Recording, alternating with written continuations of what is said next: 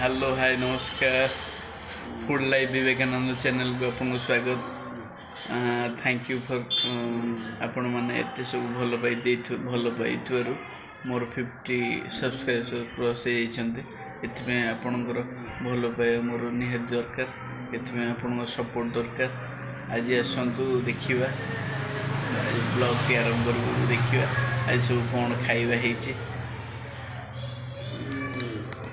देखु भात है भात खाइबा डाली तापर तरकारी है घांट तरकारी सब प्रकार परिवा पड़ी आलू पड़ी कोबी पड़ी तापर बीन्स पड़ी देखु कलरा भजा काकुड़ी आउ देखु